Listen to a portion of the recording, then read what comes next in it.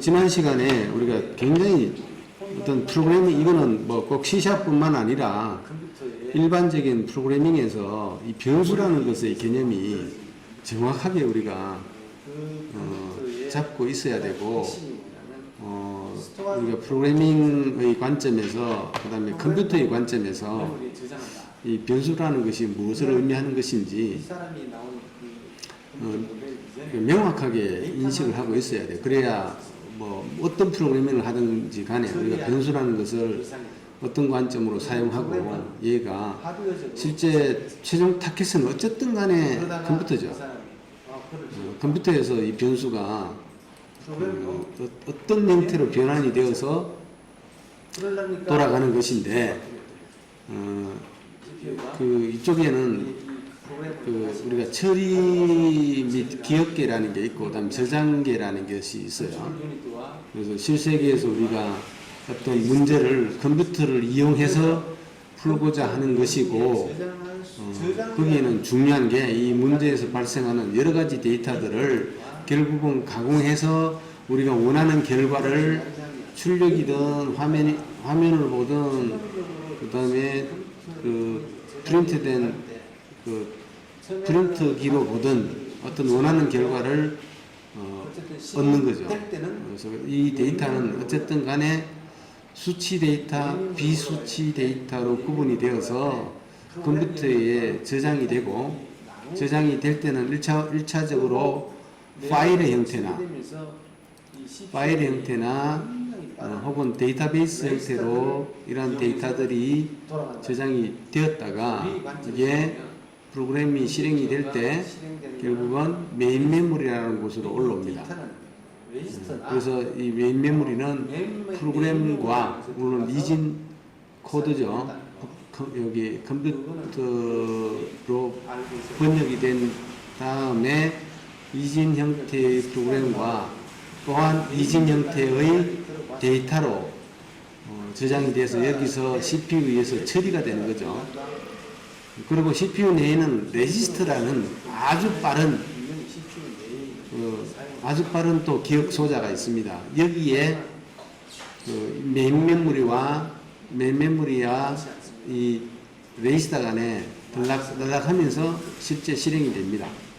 이런 아주 단순한 구조로 실행이 되는데, 이게 사람보다 뛰어난 것은 굉장히 빠르다는 거죠. 어마어마하게 빠르다는 거죠. 사람은 눈으로 볼 수 있는 것은 60Hz, 1초에 60번밖에 못 봐요. 근데 이 컴퓨터는 우리가 보통 요즘 나오는 컴퓨터의 성능이 4GHz 뭐 이 정도 되죠. 그렇죠. 그럼 4GHz니까 1초에, 이런 아주 단순한 거지만 1초에 기가니까, 기가는 메가죠. 메가는 또 K의 1000배죠.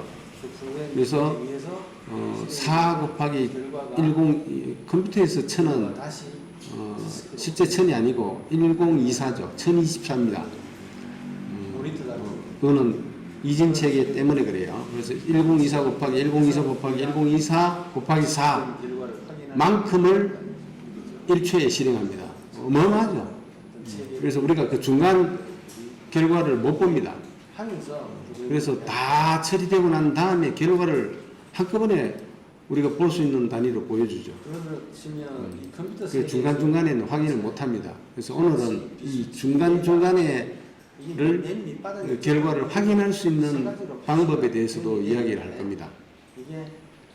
그래서 어쨌든 컴퓨터 내에서는 이진 체계로 처리가 되고 저장이 되는데, 여기에 저장되는 이 데이터가 결국은 세 가지 타입으로 저장이 된다는 거죠. 하나가 수치로는 그냥 정수와 실수로 나누어서 저장합니다. 저장하는 포맷이 틀려서 그래요. 그 다음에 비수치인 문자, 바이트 단위죠. 를 차지하면서 여기에 저장이 됩니다. 그래서 컴퓨터는 어쨌든 유한합니다. 유한한 크기의 이진색이 있고, 수치 데이터와 비수치 데이터로 표현한다는 것. 수치 데이터는 내부 표현상 정수와 실수, 실수는 소수점을 가지는 수죠. 형식으로 저장한다는 거. 정수는 일정 크기, 뭐 이게 뭐 머신 사이즈라고 하는데 보통 16비트, 32비트, 보통 혹은 워드 사이즈에 한 비트를 9비트, 나머지를 크기로 표현하는데 어쨌든 내부적인 문제 때문에 2의 보수 형태로 음수를 표기합니다. 그래서 그렇게 하기 때문에 보통 예를 들어서 2바이트 정수라고 하면 표현할 수 있는 범위가 아까 유한하다는 게 생각보다 작습니다. 32,767 플러스 쪽은 이렇고 마이너스 쪽은 이거보다 하나 더 표현할 수 있습니다. 그 2의 보수 표기법 때문에 그렇습니다. 그래서 마이너스 32,768 그래서 이거 이상의 정수를 취급하려면 롱 정수로 그 처리를 해야 됩니다. 4바이트가 되는데 그러면 또 표현 범위가 20 그러니까 1억 얼마 이렇게 해서 요 범위로 또 처리를 할 수 있습니다. 그래서 여러분들이 그냥 상식적으로 알아둬야 될 게 컴퓨터에서 정수로 표현을 할 때 그러니까 이게 프로그래밍 할 때 잡아주는 변수의 타입하고도 연관이 있습니다. 할 때 2바이트 단 쇼트 정수로 표현했을 때 3만 얼마까지는 표현하지 못한다. 그 다음에 2배에 해당하는 롱으로 가더라도 21억 얼마 정도까지 밖에는 표현 못한다는 이 한계를 알고 있어야 됩니다. 그 넘어서 내가 막 변수를 일반 변수를 잡아놓고 이 범위를 넘어서 내가 뭔가를 막 처리하려고 하면 논리적인 오류가 포함이 될 수 있다는 거죠. 그래서 이 사실을 알고 있어야만이 그럴 수도 있다, 넘칠 수 있다. 값이 잘못 계산이 될 수도 있다는 사실을 인지하고 있어야 됩니다. 이걸 인지하고 있어야 이상한 결과가 나왔을 때 이럴 수도 있다. 그런 사실을 인지를 해야 되는 거죠. 그러면 이거보다 더 큰 숫자를 처리하려면 정수 범위에서는 불가능하다는 이야기가 나옵니다. 그러면 이제 정수 값을 다루더라도 실수 체계로 넘어가야 됩니다. 그래서 실수 체계는 내부적으로 저장하는 형태가 다릅니다. 그래서 소수점 위치 때문에 그렇죠.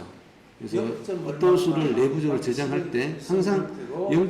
얼마 곱하기 10의 몇승 얼마승 이런 식으로 변환을 해가지고 요 소수점 이하 부분과 요 지수 부분만 저장하는 형태로 실수는 내부적인 포맷을 가지고 있습니다. 저장하는 의미도 있지만 그래서 이게 내부적인 표현이 다르기 때문에 어떤 변수의 타입이 무엇이라는 게 굉장히 중요합니다. 아주 작은 그래서 실수는 실질적으로 소수점을 가지는 숫자를 저장하는 의미도 있지만 정수의 한계로 인한 아주 큰 수와 아주 정교한 수, 정교한 수라고 하면 0. 얼마 이런 것들을 저장하는 의미로도 사용이 됩니다. 데이터 형태로 그냥 그다음에 비수치 자료 문자는 아주 단순합니다.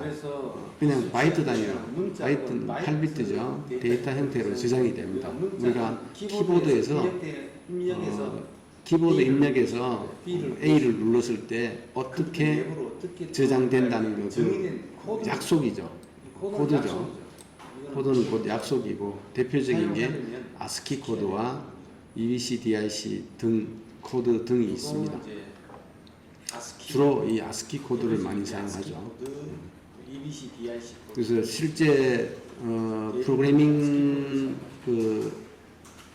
C샵이나 이런 프로그래밍에서 이런 코드 값을 알아내고 다루기 위한 함수들도 존재합니다.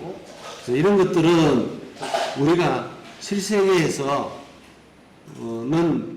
굳이 몰라도 되는 부분인데 컴퓨터 세계로 들어가면서 이게 이렇게 좀 알아야 될 부분들이죠. 그래서 결국에는 이제 이런 관점으로 우리가 이야기를 할 수가 있습니다. 실세계에서는 우리가 그냥 생각하는 세계에서는 아주 자유롭죠. 근데 여기에서는 어쨌든 문제를 컴퓨터를 이용해서 풀고자 하는 것이고, 이 문제들에서는 다양한 데이터가 발생이 되죠. 그 다음에 이 문제를 가공하기 위한 로직이 있죠. 사람의 생각입니다. 그래서 이게 데이터는 프로그램, 예를 들어 C#으로 코딩한다고 했을 때 프로그램 세계에서는 변수라는 것으로 갑니다. 변수라는 것으로 가고, 그래서 이 변수에는 반드시 아까도 이야기했지만 그러한 그 컴퓨터에서 표현하는 방법이 다름으로 인해 가지고 타입과 이름이 존재하게 되어 있습니다. 타입과 이름이 존재하게 되어 있고, 그 다음에 크기를 내포하고 있다는 거죠. 그 크기에 대한 거는 이 컴퓨터 쪽의 표현 때문에 그렇습니다. 그리고 이 로직은 이제 제어 구조로 변환이 되는 거죠. 그래서 크게 보면 세 가지로 있는데 순차, 조건, 반복. 순차는 그냥 쓰여진 순서대로 위에서 아래로 실행되는 그런 구조를 의미하는데, 이거는 그냥 어떤 특별한 구조를 가진다기보다도, 표기법을 가진다기보다도 그냥 코드들이 쓰여진 순서, 그거를 의미하는 겁니다. 그리고 조건은 어떤 순간에 선택적으로 문장들을 실행하기 위한 구조라고 생각하면 됩니다. 그 다음에 어떤 경우는 우리가 반복적으로 실행을 해야 될 경우에 그 반복되는 코드 블록을 하나로 만들고 어떤 제어 구조에 의해서 여러 번 실행하도록 만드는 구조죠. 그래서 이런 식으로 컴퓨터 프로그램에서는 사람이 생각하는 모든 이런 논리가 이 세 가지 구조로 다운사이징해서 표현을 해야 되기 때문에 우리가 어떤 면에서 보면 좀 어렵게 느껴질 수도 있는 부분입니다. 우리가 생각하는 걸 그대로 표현해 줄 수 있으면 좋겠지만 불행히도 이 세 가지 구조로 다 풀어내야 된다는 이야기죠. 물론 여기에 이제 좀 확장이 되어서 이벤트 구조라든가 이런 구조로 그러니까 비순차적인 구조도 확장이 돼서 들어가는 겁니다. 근데 그 이벤트가 발생이 되는 시점은 그렇고, 그 발생이 되고 난 다음에 그 이벤트 프로세스를 실행하는 것은 어차피 또 이 세 가지 구조로 또 그 실행이 됩니다. 그래서 이 세 가지 구조가 굉장히 중요하고, 모든 논리가 이 세 가지 구조로 표현되는 게 컴퓨터 프로그래밍의 세계의 제어 구조라고 보면 됩니다. 그 다음에 이제 미리 만들어진 라이브러리들이 존재하고 있죠. 이 라이브러리라는 것도 미리 만들어졌다 뿐이지 결국은 이 세 가지 제어 구조와 세 가지 변수 타입으로 표현되어 있는 거죠. 다만 이게 블랙박스처럼 되어 있어서 미리 만들어져 가지고 우리가 아주 쉽게 이용만 하면 되는 거죠. 호출만 하면 되는 겁니다. 그게 우리가 C# 같은 경우는 .NET 코드 라이브러리가 되겠죠. 그거는 미리 실행되는 관점에 보면 메인 메모리에 올라가 있는 거죠. 그래서 이 실행되는 관점에서 보면 이 구조가 똑같습니다. 뭐 이게 라이브러리가 되든 내가 만든 코드가 되든 똑같다는 거. 그래서 이런 전체적인 어떤 관점에 대한 것도 여러분들이 좀 잘 알고 있으면 좋겠죠. 그래서 변수라는 것은 이 타입 때문에 명확하게 어떤 변수가 그러니까 어떤 용도로 사용이 된다는 것을 반드시 타입을 가진 이름으로 사용 전에 선언이 되어야 됩니다. 이게 변수 사용의 가장 핵심적인 그 내용이고 요소입니다. 모든 변수는 타입을 가지고 선언이 돼야 되고 사용 전에 선언이 돼야 된다. 사용 전에 선언이 돼야 된다. 그 다음에 선언 위치에 따라 사용 범위라는 게 있습니다. 그게 바로 지역 변수와 그 전역 변수, 우리말로 전역 변수라고 하는데 그냥 보통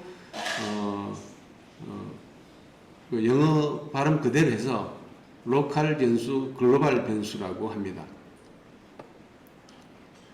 그 다음에 함수라는 게 있는데 이거는 그냥 그 특정 실행 모듈 단위를 정의를 해놓고 그걸 호출하는 식으로 해서 사용하는 방법입니다. 그래서 이 함수는 함수의 정의에 따라서 되돌려지는 딱 하나의 값을 가지게 되어 있습니다. 그래서 보통 그 함수를 선언을 할 때 그 함수에 대해서 타입이 들어가는데 그 함수에 대한 타입은 함수에 대한 타입의 의미가 아니라 이 되돌려지는 하나의 값, 그 하나의 값을 위한 타입을 명시를 하도록 되어 있습니다. 함수 역시 마찬가지로 사용하기 위해서는 반드시 정의가 되어 있어야 됩니다. 정의를 하지 않는 경우는 우리는 라이브러리 같은 거 호출하는 경우죠. 내가 사용하는 함수는 반드시 그 모듈이 정의가 되어 있어야 되고 그 함수에는 나중에 보면 알겠지만 되돌려지는 하나의 값을 위한 타입을 명시를 해야 됩니다. 그 되돌려지는 값이 어떤 의미에서 보면 변수죠. 그죠? 변수라는 게 어떤 값을 가지는 놈이니까. 그리고 타입을 지정할 수 없는 경우, 뭐 되돌려지는 값이 없다든가, 그럴 경우에는 void라고 명시를 합니다. void라는 뜻이 비어있다, 공허하다 그런 뜻이죠. 영어 뜻으로, 영문 뜻으로. 그래서 그런 경우를 대비해서 void라는 타입. 이거는 이제 뭐 문법상 모든 것들이 타입을 가져야 되는데 타입이 없는데 어떻게 하느냐. 그럴 경우에 대해서 문법적으로 일치를 시키기 위해서 void라는 타입을 만든 겁니다. 그래서 뭐 책에도 이렇게 타입 사용 C샵에서 사용 가능한 타입들이 명시가 되어 있기는 하지만 GPT한테 C샵에서 사용 가능한 데이터 타입의 종류에 대해서 알려달라 하면 아주 일목요연하게 그 요약해서 알려줍니다. 그래서 한번 확인을 해보면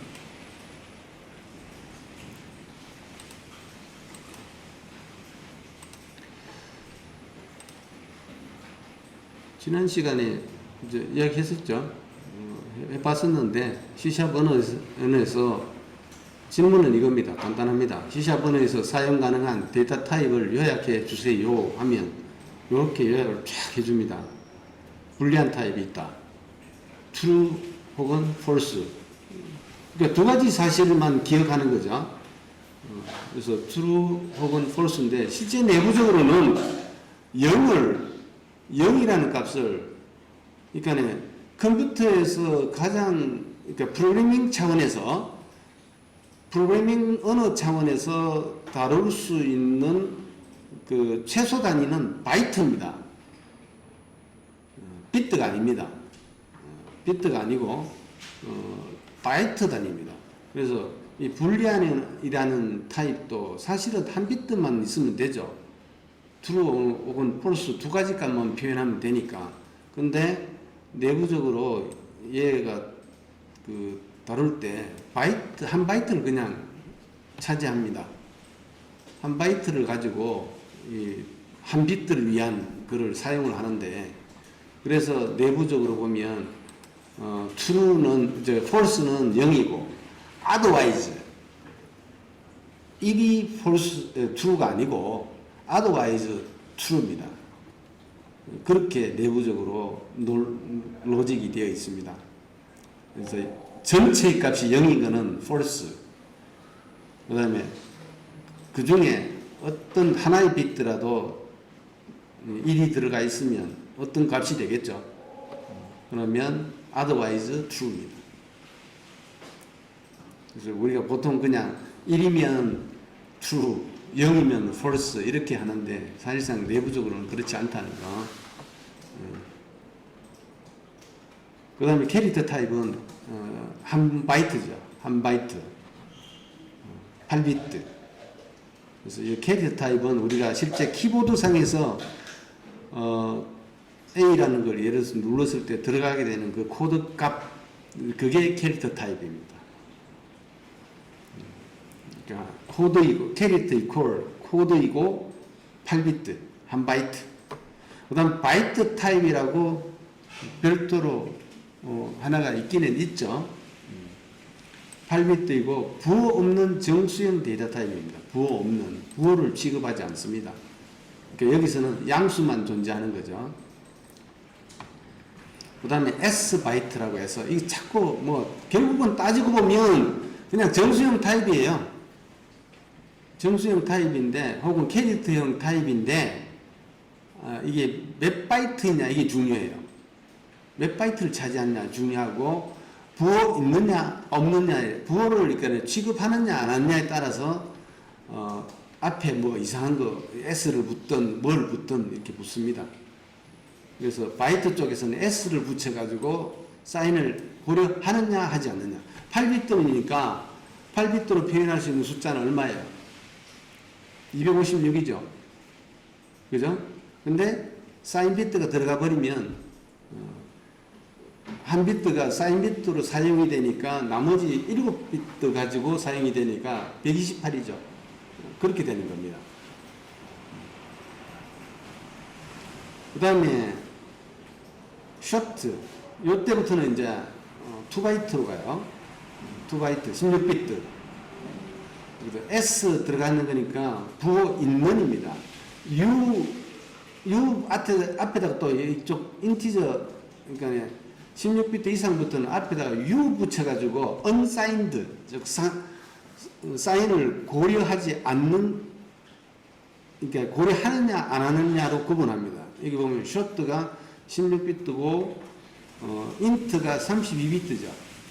long이 64비트죠. 그죠? 그 다음에 앞에 U 붙이면 이게 사인을 고려하지 하느냐 하지 않느냐로 구분돼서 표현할 뿐입니다. 그래서 이 10번까지가 정수형 타입이라고 보면 됩니다.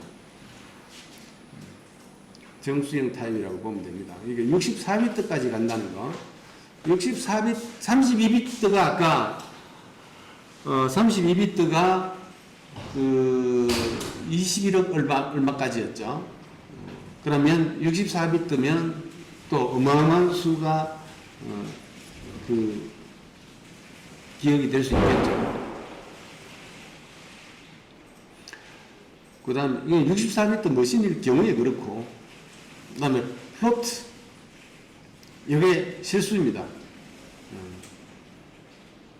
그 32비트를 가지고 실수를 표현하는데 이게 정수 표현하는 범위하고는 차원이 틀립니다. 이게 지수를 기록하는 그런 형식이기 때문에 실제 저장할 수 있는 숫자의 범위는 어마어마합니다. 물어보면 되죠. 예를 들어서 우리가 32비트는 알아봤으니까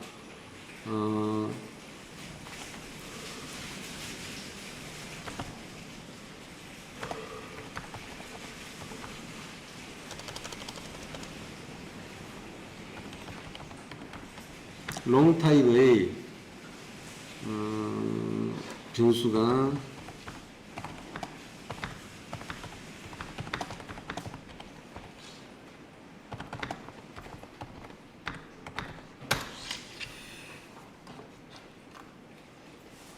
이렇게 나오죠. 어마어마하죠. 어쨌든 여기까지가 어기니까 그죠? 어기에 이게 뭐 숫자를 얼마까지 가는지 모르겠는데 어쨌든 여기까지가 어기입니다. 9개가 어기인데 그거보다 지금 어마어마하게 그냥 우리가 취급할 수 있는 거의 무한대라고 보면 돼요. 64비트 머신에서는. 그죠? 그 다음에 이 플로트 한번 알아볼까요? 플로트가 32비트 부동수수점이죠. 플로트. 그러면 플로트 타입의 변수가 가질 수 있는 범위는 복사해가지고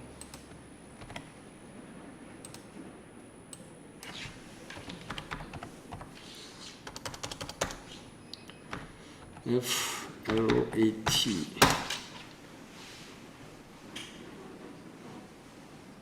네, 이렇게 되죠. 마이너스 3.4 곱하기 10의 38성. 그러니까 38성이니까 공이 38개 붙는다고 보면 되죠. 그러니까 이게 같은 32비트라도 정수형은 21억 얼마 이래밖에 안 되는데 얘는 공이 38개니까 이것보다 많죠. 64비트 정수형보다 많죠. 그죠? 어마어마한 수입니다.를 저장할 수 있어요. 같은 32비트 가지고도. 그래서 우리가 이 숫자를 정확하게 알 필요는 없지만 어쨌든 이게 유한하다는 거. 공이 38개면 우리가 취급하는 웬만한 데이터들은 다 취급할 수 있어요. 뭐 한 해 우리나라 재정해봐도 이제 경이라는 이야기가 조금 나올 정도죠. 그죠? 조 단위죠. 조 단위. 우리나라에서 제일 크게 취급하는 게, 그죠? 일단은 이렇다는 것만 알아두면 돼요. 그러면 저거는 더 많겠죠. 플로트가 아니라 더블. 더블로 보면 더블이 제일 큰 거니까 실제 더블이 컴퓨터에서 표현할 수 있는 제일 큰 경우죠. 이거 보면 64비트니까 308성. 그러니까 공이 308개. 그냥 무한대라고 보면 돼요. 마이너스 1.7 곱하기 10의 308성에서 그 다음에 1.7 마이너스에서 플러스 1.7 곱하기 10의 308성까지.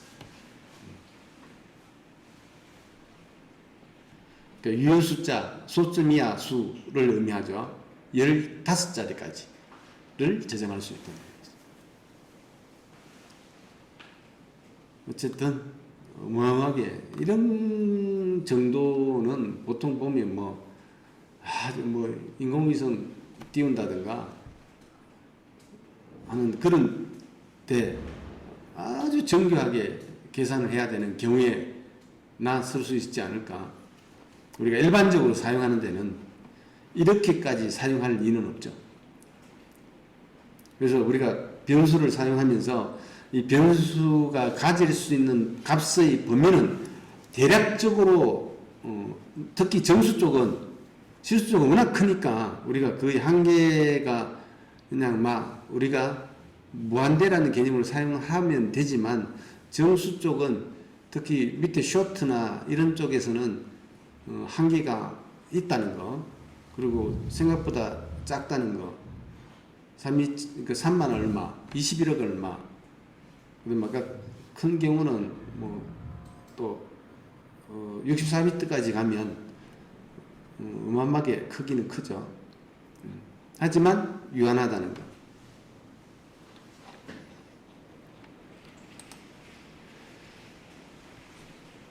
자, 일단 챗GPT를 통해서 우리가 변수의 관점에서 사용하는 걸 봤고, 그 다음에 이제 저번 시간에 우리가 하다가 말았던 것 중에 이게 있었어요.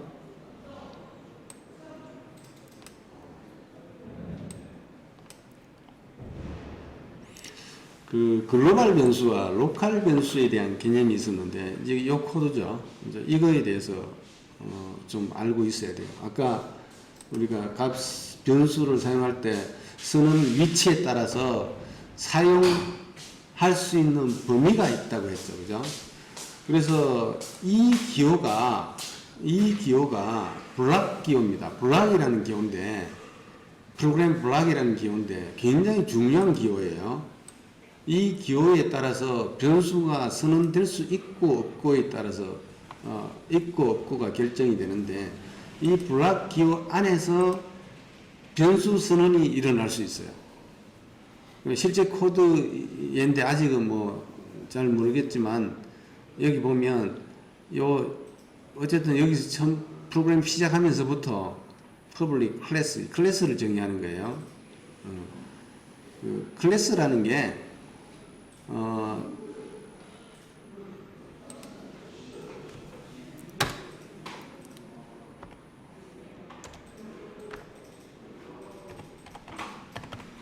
클래스는 어떻게 이렇게 생각하면 돼요. 클래스는 또 공식을 적는다면 변수와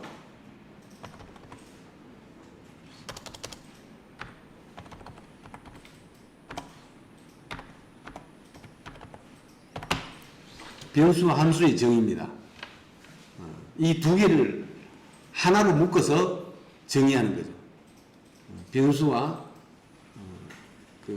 변수와 함수를 하나로 묶어서 정의하는 겁니다. 자, 보면 이 클래스의 변수는 요거죠. 그리고 두 개의 함수를 가지고 있습니다. main이라고 붙은 이름과 modify variables라고 붙은 두 개의 함수를 정의하고, 이 두 개의 함수를 정의하고 있습니다. 이거죠. 자, 클래스 example이라는 이름의 클래스를 정의하고 있는데, 이 클래스는 글로벌 var이라는 변수와 main, 그다음에 modify variable이라는 두 개의 함수로 구성이 되어 있는 거죠. 이걸 묶어가지고 example이라는 그 클래스를 만드는 거죠. C 언어가 만들어졌을 때는 이런 클래스, 이걸 뭐라 하냐, 오브젝트라고도 해요. 클래스의 개념이 없었어요. C++ 이후부터는 이 클래스의 개념이 들어갑니다. 오브젝트라고도 하고 클래스의 개념으로 들어갑니다. 이 클래스는 두 가지로 구성되어 있는데, 하나는 그 클래스에서 사용 가능한 변수와 그 다음에 그 클래스를 움직이는 함수들이 쭉 정의가 되도록 되어 있습니다. 그리고 C 언어뿐만 아니라 C# 언어를 포함해서 다른 언어도 마찬가지예요. 이 정의된 함수들 중에서 main이라고 불리우는 이 이름은 우리가 이 프로그램들 중에서도 내 전체 프로그램이 시작하는 프로그램이라고 생각하면 돼요. 그러면 이 main이라고 되어 있는 이 함수를 찾아서 거기서부터 실행이 시작된다, 이렇게 생각하면 돼요. 함수들이 많이 정의할 수 있고 많이 존재하지만, 특히 그 중에서 main이라는 이름은 미리 정해져 있어 가지고 이 이름으로 된 함수에서 프로그램이 시작이 된다, 이렇게 하면 돼요. 그래서 무조건 이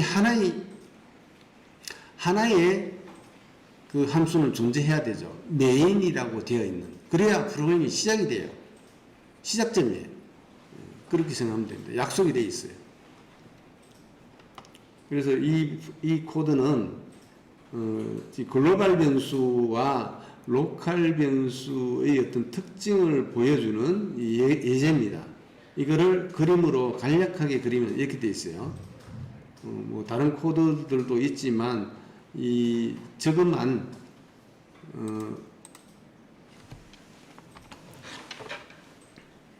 그 변수들의 관점에서만 이게 요약해서 그리면 이 그림처럼 이렇게 되어 있어요. 자, 일단 이 클래스 개념으로 전체가 example이라는 이름으로 클래스로 묶여져 있고, 클래스는 변수와 함수들로 구성되어 있는데 여기 같은 경우는 지금 두 개의 함수와 하나의 변수로 구성을 시키고 그걸 묶어 가지고 example이라는 클래스로 만들고 있다. 이렇게 보면 됩니다. 자, 그 다음에 여기 보면 이 함수 내부에 선언되어 있는 이 변수, 아까 변수라는 게 뭐라 그랬어요? 항상 타입과 이름을 가진다라고 해요. 이름을 가지고 사용 전에 선언을 해야 된다 그랬죠. 그래서 그러니까 함수, 클래스 안에 있는 함수에 들어오자마자 선언한 이 변수는 로컬 배열해 버립니다. 즉, 이 함수 내에서만 사용이 되는 변수이다. 그게 뭐냐? 로컬 변수이다. 뒤에 이퀄 오고 이거는 뭐냐면 선언하면서 초기값을 이렇게 동시에 줄 수 있습니다. 선언하면서 초기값을 동시에 줄 수 있기 때문에 그 동시에 주는 것까지 지금 해놨어요. 그래서 이 로컬 var이라는 그 로컬 변수는 이름과 그 의미를 지금 일치시켜 놨는데 어쨌든 정수형을 다루는 변수이고 초기값을 오로 줬다.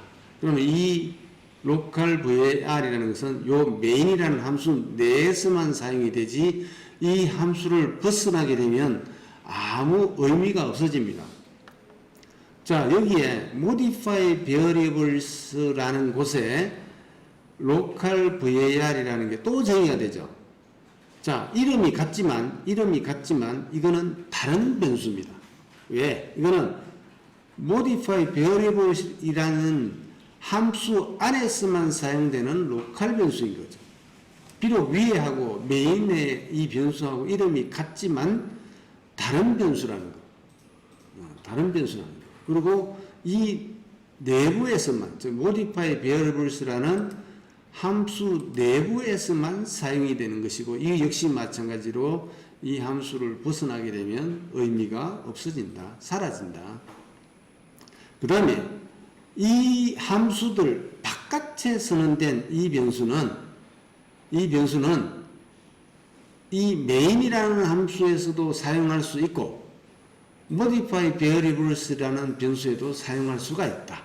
그래서 여기저기 다 미치면서 사용이 된다라고 해서 이 바깥에 선언된 이 변수는 글로벌 변수라고 합니다. 이 글로벌 변수 역시 마찬가지로 선언하면서 이렇게 등호기호 해가지고 그 초기값을 줄 수 있습니다.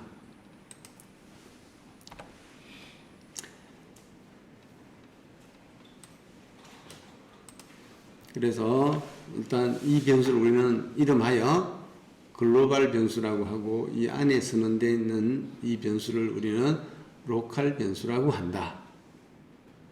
그래서 이 코드를 이렇게 해서 실행을 시켜보면 중간에 로컬 변수와 글로벌 변수의 값이 어떻게 변하는지 확인해 볼 수가 있는 거죠.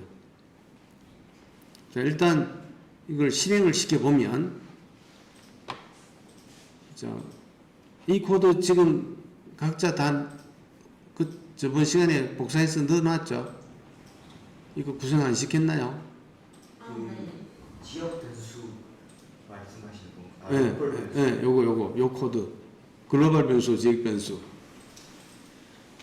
이게 맞는지 모르겠어요. 그때 그 챗GPT한테 물어가지고 샘플을 해가지고 넣었잖아요, 그지? 네. 그래서 얘를 실행을 시켜보세요. 중국이라고 하시. 저는 오류 같았어요. 자, 일단 실행을 딱 시켜보면, 그리고 실행시키기 전에 이 위치를 이 코드가 위치한 그 폴더까지 들어가야 됩니다. 그래서 현재 여기 터미널, 콘솔 터미널에 보면 위치가 지금 현재 C 드라이버 밑에 내 같은 경우는 Fill for You, 그 다음에 C Sharp까지 만들어가지고 그 밑에 LG 소위 테스트라는 걸 만들어 가지고 그 안에다가 이 코드를 만들었어요. 이 코드를 만들었기 때문에 그 안에까지 들어가야 됩니다. CD는 change 디렉토리죠. change 디렉토리지 LGV 테스트 이름은 관계없어요. 그러면 현재 위치가 이렇게 딱 잡히죠. 요 상태에서 실행을 시키면 뭐야 템포 코드 이게 만들어졌네. 삭제.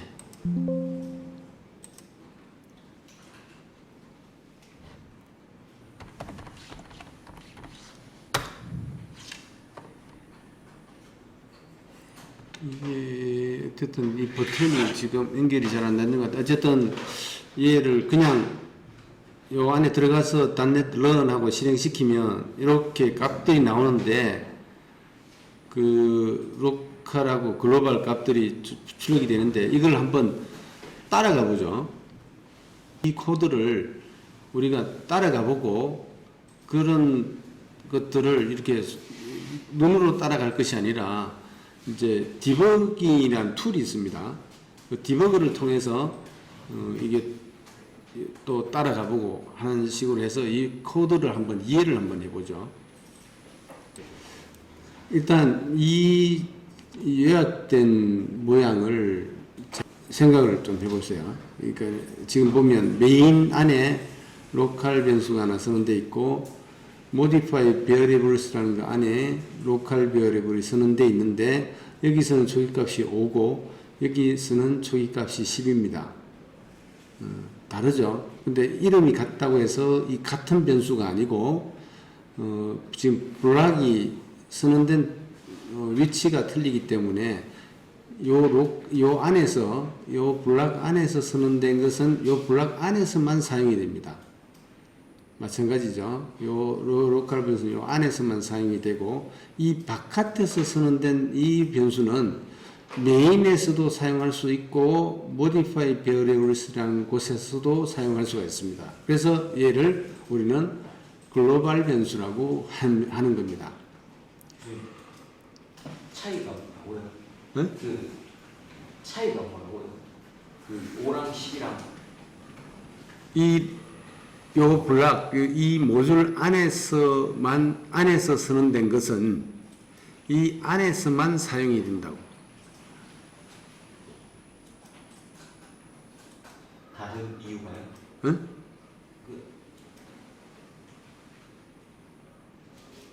여기 안에서만 사용이 된다는 거예요? 메인 안에서만. 요 변수는 요 local variables var이라는 변수는 요 메인 안에서만 사용된다고. 그리고 요 변수는 요 modify variables라는 요 함수 안에서만 사용이 된다고. 그래서 이름이 같지만 다른 놈이다. 큰 틀이 달라서 이름이 같아도 다른 애들이라는 거죠. 그렇지. 그리고 이 바깥에 선언된 것, 이 함수들 바깥에 선언된 이 변수는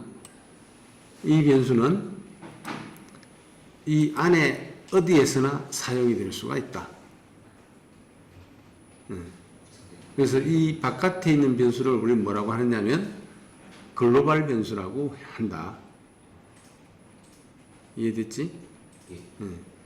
그리고 반대로 이야기하면 글로벌 변수로 만들어주고 싶으면 글로벌 변수로 사용하고 싶으면 모듈 바깥에다가 선언을 하면 이것처럼 모듈들 바깥에다가 선언을 하면 글로벌 변수가 된다. 숫자만 바꾸면 되는 건가요? 그러면 그래서 우리가 이 숫자를 넣은 것은 이 값이 우리가 이런 문장들을 출력을 했을 때 그 찍혀진 값을 보면 얘가 어디에 선언되어 있는 값이 출력이 된다는 걸 알 수가 있잖아. 그래서 다 다르게 이 값들을 이렇게 준 거야. 질문. 음. 그러면 저 바깥에 있는 저 글로벌 변수 선언에 5를 집어넣고 숫자만 바꾸고 그 5랑 저 밑에 모디파일에 있는 10이랑 숫자를 똑같은 숫자네. 만약에 모디파일이 5라고 가정했을 때 이렇게 바꿔도 상관이 없다는 거. 이 숫자를 바꿔도 상관없는 건데 네. 그때 찍히는 값이 다르겠지. 그거를 지금 이제 우리가 따라가면서 어쨌든 얘를 실행시키니까 이 값들이 나왔잖아, 그지? 이제 이 값들이 나왔는데 왜 이 값들이 나왔는지 한번 그냥 이 코드상에서 한번 따라가 보자는 이야기죠. 자, 맨 처음에 메인에서 시작한다 했지? 예. 메인에서 시작하기 전에 현재 이 메인 여기 딱 들어가기 직전까지 정의된 변수는 요거야. 글로벌 VAR이라는 변수가 선언되어 있고 그 값은 현재 10을 가지고 있어. 예. 그지? 딱 요 시점 10번 문장으로 딱 들어가는 시점에서 현재 알려진 변수는 글로벌 VAR이라는 요 하나밖에 없어. 하나밖에 없는데 어쨌든 현재 값은 10을 가지고 있어. 예. 자, 그리고 들어오자마자 로컬 VAR이라는 변수를 선언했지. 예. 그리고 걔 값을 5를 줬지. 네. 그러면 현재 요 시점에서 보면 알려진 변수는 두 개. 글로벌 VAR과 로컬 VAR. 임의의 수가 뭐죠? 그냥 내가 그렇게 준 거야. 자, 예. 그렇게 하고 콘솔 write ln 해가지고 GLO VAR하고 로컬 VAR을 찍어봤지. 일단 네, 응? 플러스 버튼이 이거 플러스 버튼 요 문자와 요 뒤에 값을 붙이라는 거야. 더하기가 아니야. 더하기가 더하기가 요 기호는 더하기가 아니고 왼쪽에 글로벌 variable이라는 문자와 뒤에 글로벌 VAR이라는 값을 붙이는 거야. 그러니까 요 플러스 연산자가 숫자에서는 더하기가 되지만 문자에서는 두 개의 값을 붙이는 효과를 가져. 그러면 글로벌 variable 콜론 하고 공백하고 요 값 현재 글로벌 var 값은 10이지. 예. 10을 찍겠지. 그래서 이해가 나온 거야. 응? 전역 변수 값이 이해가 나온 거야. 요 문장에 의해서. 요 문장에 의해서 지금 현재 요게 출력이 된 거야. 적어줘야 되는 거예요. 원래 저희가 하는 거였으면 적어준다니 그게 무슨 말이지? 저거 요거까지 이제 저희가 북사 붙여넣긴 했지만 원래 그냥 만들 때는 저희도 이거 다 타이핑 해야지. 타이핑. 그래서 콘솔이라는 그러니까 요 클래스에 이 콘솔이라는 클래스에 write ln이라는 함수를 호출한 거야. 콘솔이라는 이런 이야기는 요 터미널 여기다 출력해라 그런 뜻이고 write ln은 찍고 나서 줄을 넘겨라. 응? 찍고 나서 줄을 넘겨라. 그 찍는 내용은 요 안에 들어가 있는 내용이야. 무조건 소괄로는 넣어야 되는 거고요. 그래서 모든 함수는 함수 이름 가로 열고 가로 닫고로 끝나. 문법이. 여기서 교수님이랑 그 문장 자체가 틀려가지고 물어봤어요.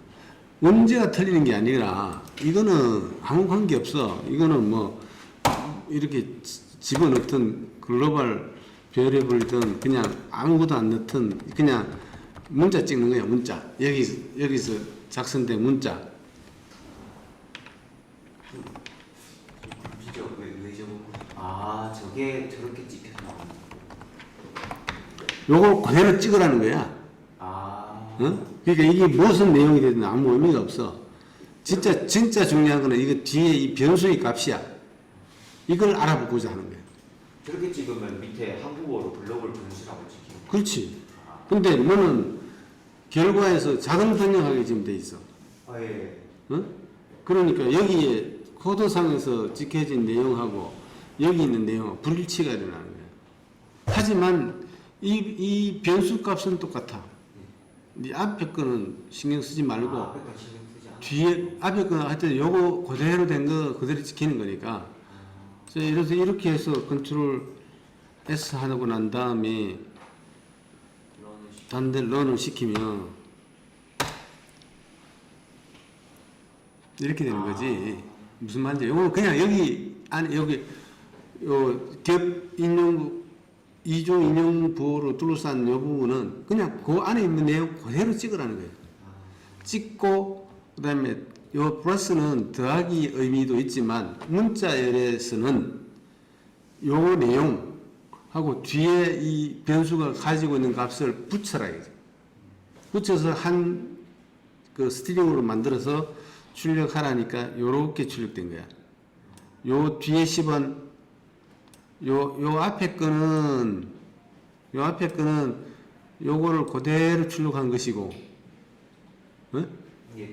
그다음에 붙이기 뒤에 10은 요 글로벌 변수가 현재 가지고 있는 값 10이잖아. 요 값이 붙어가지고 이렇게 출력이 된 거야. 그리고 right line이라는 것 때문에 찍고 나서 줄을 바꾼 거야. right가 있고 right line이 있어. 예.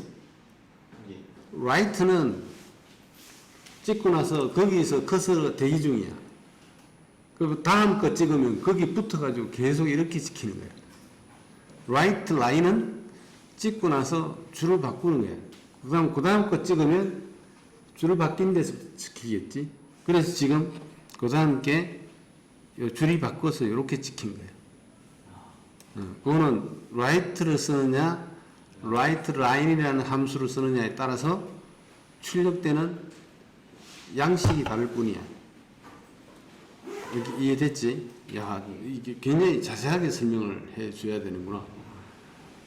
배운 적이 없어요. 그지?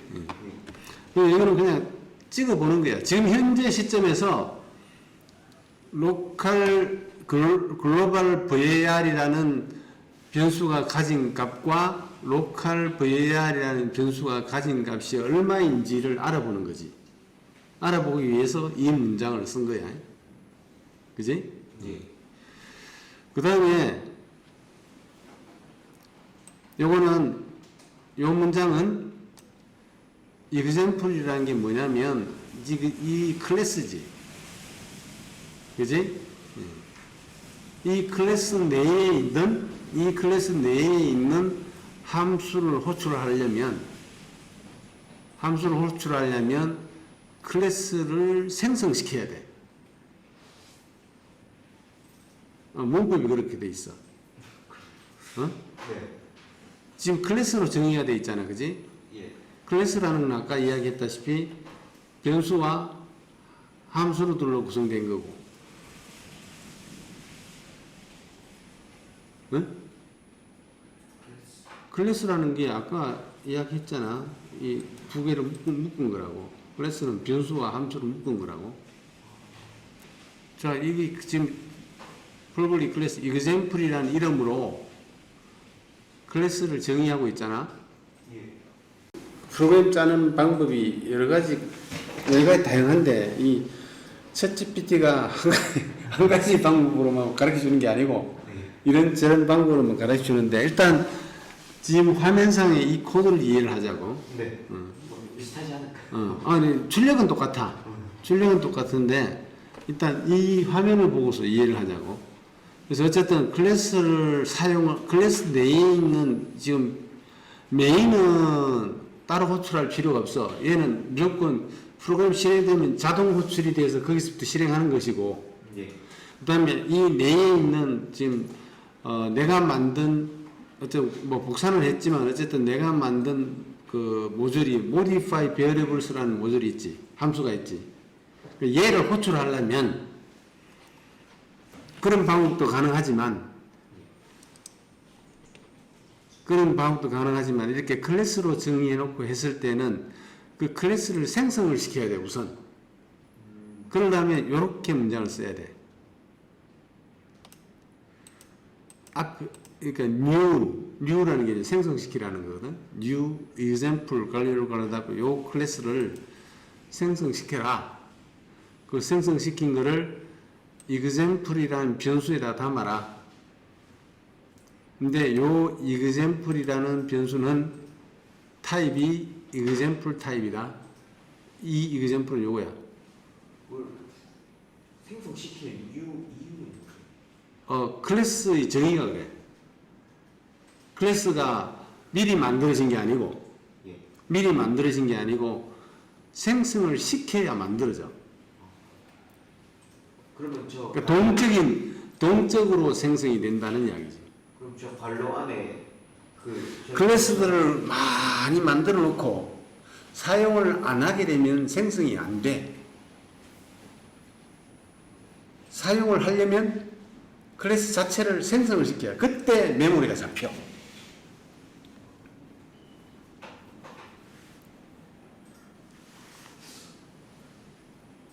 아니 그거는 왜 그런지라고 따지지 말고 그렇게 이해를 해야 돼. 클래스가 그렇게 만들어진 거야. 그러니까 클래스라는 놈은 원래 이렇게 보면 돼. 그 클래스라는 건 틀이야,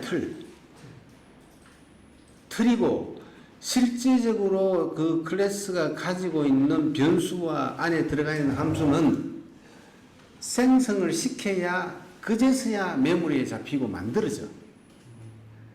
그러니까 사용하려면 얘는 쓰는의 의미라기보다는 생성을 시켜야 돼. 그러니까 동적으로 생성하게 돼 있어. 사용 당시에 그때 만들어지는 거야.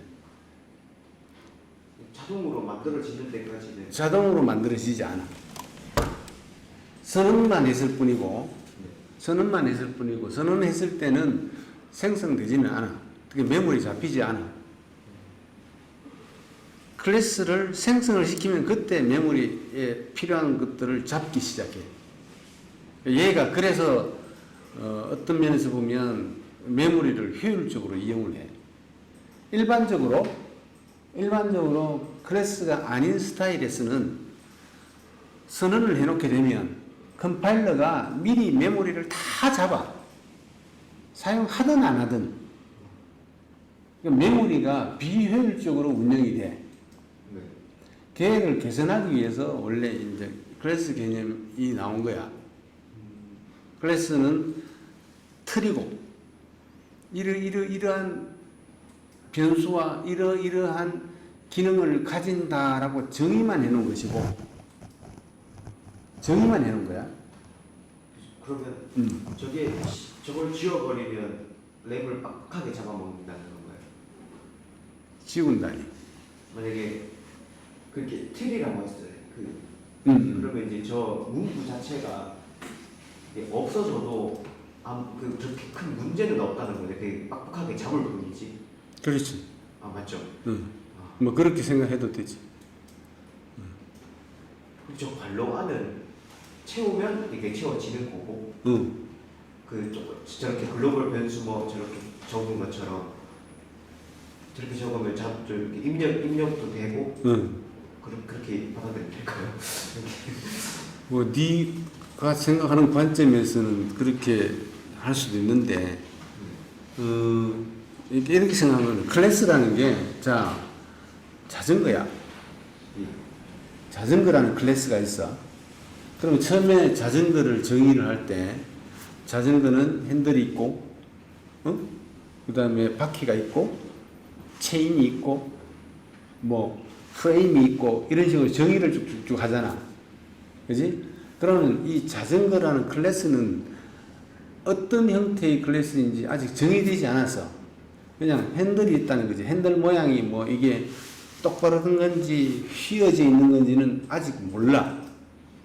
그 다음에 또 프레임이 색깔이 파란색인지 빨간색인지 몰라. 그래서 틀만 잡아놓는 거야. 아, 이것의 색을 정의하는 함수는 요거. 핸들의 프레임을 정의하는 함수는 요거. 자, 이제 그게 틀일 뿐이지, 그지? 예. 아직 클래스에 대해서 그러니까 자전거라는 자체가 만들어지지는 않았어. 이제 만드는 거야. 프레임은 일자. 그 다음에 핸들은 일자. 프레임은 빨간색. 이 만들 때 이제 생성을 시키는 거야. 아직 만들지도 않았는데 미리 메모리를 잡아놓고 생성을 해놓을 필요는 없잖아. 그래서 만드는 시점에서 이제 메모리를 할당 받아가지고 만드는 거야. 그지? 사용을 하는 거지. 만들어내는 거지. 그렇죠. 그렇게 생각하면 돼. 그렇게 하도록 얘가 고안이 된 거야. 만들어진 거야. 그 클래스라는 개념이. 만드는 시점에 틀만 만들어 놓고 실제 만드는 시점에서 얘를 생성을 그러니까 그 메모리를 할당받고 실제 값을 빨간색으로 넣고 이렇게 하는 거야. 그게 파란색. 그러니까 클래스의 처음에 뜨는 설계도야 그냥. 이렇게 만들겠다. 그러면 이제 실제 그 설계도를 가지고 건축을 하겠지, 그지? 그러면 그때 만들어지는 거야. 이제 진짜 자전거든 집이든 뭐든. 예. 응? 그렇게 그 만들어지도록 보완된 게 클래스 개념이에요. 클래스를 만든 사람이 그렇게 한 거예요. 근데 그게 맞는 게 예전에는 사용하든 만들든 안 만들든 관계없이 빨간 자전거, 파란 자전거 다 만들어 놓은 거야. 그리고 나중에 사용하는 시점에서 보니까 아, 나 빨간 거 할래. 그럼 파란 거는 만들어 놓고 낭비되는 거야. 예전에는 시어는 그렇게 해야 돼. 내가 그 사용하든 안 하든 간에 다 만들어 놔야 돼. 그러니까 그런 관점에서 보면 그래서 굉장히 좋은 거지.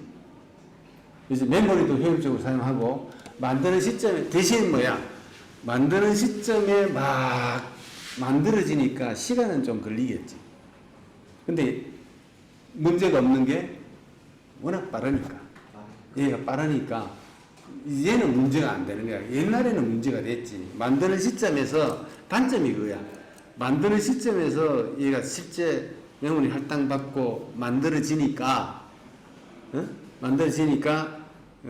그런 약간의 비효율적인 점이 있지. 그지? 동적으로 할당받으니까. 그지? 예. 대신에 아주 효율적으로 사용이 되지. 딱 만드는 시점에서 필요할 때 그때 만드는 거, 그것만 만들어지니까. 빨간 자전거가 필요하면 빨간 자전거만 만들면 되지. 빨간 거, 파란 거, 까만 거, 하얀 거 다 만들어 놓고 이제 빨간 거 쓸래? 나머지는 놀고 있는 거야. 자리만 차지하고 있고.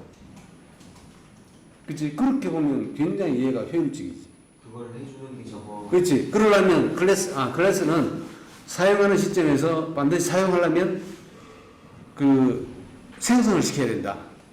그거는 뭐라고 하냐면 constructor라 그래요. 영어로는 constructor. 그러니까 우리말은 생성자야, 생성자. 그래서 생성하는 코드는 이렇게 쓰라. 이렇게 쓰라라고, 이제, 문법적으로 정의가 되어 있는 거지. 그래서, 이제, 얘를 호출하려고, 얘를 하려고, 이제, 이걸 하는 거야. 이거 없이 바로 갈 수가 없다는 이야기. 이해가지? 클래스 스타일로 갔을 때는 이 코드는 클래스 스타일로 간 게 아니야. 이게 내부에 좀 많이 잡아. 그렇지. 프로그램 스타일로 미리 만들어 놓은 거지. 그럼 밑에 게 지금 그럼 아까 추가된 그런가요 그러면? 이게 이렇게 정해놓은 거 이제 설계도 받았으니까 밑에 정해놓은 거. 그렇지. 이렇게 정해놓고 얘를 이제 호출하는 거지. 호출. 그럼 이런 프로그램이 여기서 실행이 쭉 되다가 이렇게 호출을 하잖아. 그럼 이렇게 가는 거야. 그럼 이렇게 실행하고 끝났지? 이렇게 돌아오는 거야. 이게 함수를 만들었을 때 실행하는 제어 흐름이야. 그 옆에 정보가 같이. 그럼 현재 위치. 현재. 그 밑에 그럼 뭘 추가한 거죠? 뭐 어디? 그렇죠. 오늘 네가 가지고 있는 업문점을 한번 해결해 보자고. 자, 그다음에 또 업문점이 뭐고? 네, 그럼 이제 그 위에가 이제 설계도 이제 뭐 정할 건지 말씀하셨잖아요. 그럼 이제 제가 적어주는 게 아니 그 옆에 또 파란색 관료 있잖아요. 적는 거는 다 적어줘야 되지. 아니 저 파란색 관료. 어. 그 관료 저기 안에 적는 게 아니고 저 밑으로 적는 거. 어느 거? 그 제가 뭐라고 해야 되지? 소관로예요, 소관로. 어느 소관로? 요거? 아니 아까 했던 그 익스플 example? 이 뭐지? EX 어느 소관로? 이그젠플. 네, 이그젠플. 이그젠 X구나. new example. 네, 그리고 옆에 소관로. 이 갈로 열고 갈로 닫고? 네, 그거를 거기 안에 적는 게 아닌가요? 제가 아까 물어봤던 게 그거였는데. 뭐 집어넣는 거? 네. 있을 경우에. 있을 경우. 얘가 받는 게 있을 경우에. 지금 얘는 받는 게 없어. 넘겨주는 게 정의가 안 된 거야. 필요가 없어서. 뭘 받는 거죠, 저게? 그러니까 요 안에 이제 뭐 내가 넘겨주고 할 그 정의된 게 있으면 요 안에다가 요런 것들처럼 요런 식으로 넘겨줘. 정의가 돼 있을 저쪽에서 받는 것이 정의가 돼 있을 때는 얘는 없어. 일단 없는 거. 없는 경우야. 그럼 밑에 거는 거죠? 어느 거? 바로 밑에 거요. 네? 예. 얘도 마찬가지야. 얘 지금 받는 게 없잖아. 그거 맞추는 거야. 얘 받는 게 없으니까 그냥 열고 닫고 끝. 저것도 똑같은 그 아까 그 설계도 개념인데, 그러니까 저거 밑에 적는 게 아니고 같이 두 개 묶었을 때 적어요. 생성시켜 가지고 얘를 호출하기 위해서 이 함수 모듈을 호출하기 위해서 얘를 생성시켜 가지고 그래서 이 변수를 받았잖아. 이 변수 쓰고 얘 안에 있는 modify variables라는 함수를 호출하는 거예요. 이 안에 있는 이거잖아. 네. 첫 번째는 그럼 example 쓰고 뭐 형식적으로 이제 저거 쓰고 그렇지. 밑에 거는 이제 modify 저거 호출할 때 밑에 거 쓰고 그렇지. 그렇게 쓰고 시작을 해야 된다는 그 저거네. 요거 스타일은 요거랑 똑같지. 네. 그지? 콘솔이라는 클래스의 writeLn 함수를 호출하는 거지. 얘는 example이라는 클래스의 modify variables라는 걸 호출하는 거고. 얘의 사용이 똑같은데 얘는 라이브러리를 쓴 거고 얘는 내가 만든 거 쓰는 거고. 스타일은 똑같아. 그지? 네. 근데 얘는 넘겨줘야 될 값이 있는 경우고 얘는 넘겨줘야 될 값이 없어. 받는 게 없는데. 그지? 있을 경우에는 여기다 정의를 해. 정의를 하는데 지금 뭐 굳이 글을 나중에 그렇게 하는 예제가 나와. 그게 원래 일반적인 경우지. 이게 없는 경우고. 벌써부터 어렵네. 예. 일단 한 50% 이해한 것 같아요. 그래. 네. 하다 보면 이제 다 이해가 돼. 이 코드는 이해가 됐지 그러면? 네. 그러니까 일단 여기 외우는 적어놔야 된다는 코드고. 그래서 이제 흐름을 보면 여기서부터 이렇게 진행이 되다가 요 문장을 만났을 때 글로벌 변수, 글로벌 VR이 실행이 돼서 지킨 게 요거야. 예. 그럼 현재 시점에서 보면 글로벌 변수는 10이지. 예. 그 다음에 로컬 변수는 여기에 5지. 예. 그러니까 요 두 문장이 실행되고 나면 15 여기 찍힌 거야. 그지? 그러면 요때 당시에 요 로컬 비어랩은 요 값인 거야. 그지? 예. 요 글로벌 비어랩은 요 값인 거야. 그지? 예.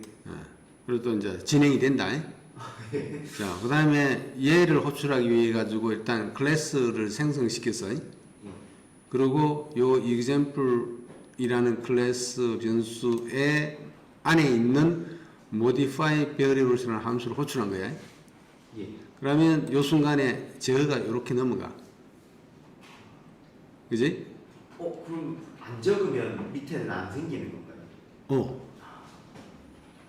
만약에 이게 없다. 그럼 요까지 실행되고 끝이지. 아. 얘를 호출하려면 요렇게 해야 되는 거지. 그럼 모든 게 똑같이 적용. 웬만한 거. 같은 원리야. 요 다른 거 뭐 함수들 또 정의해놨다. 걔를 호출하려면 이 생성을 한 번만 하면 되지. 그 클래스에 대해서는 한 번만 하면 되지. 아, 네. 뭐 이거 매번 부른다고 해가지고 계속 만들 필요는 없어. 그럼 혹시 예제는 example 저기 모디파이 두 번째 있잖아요.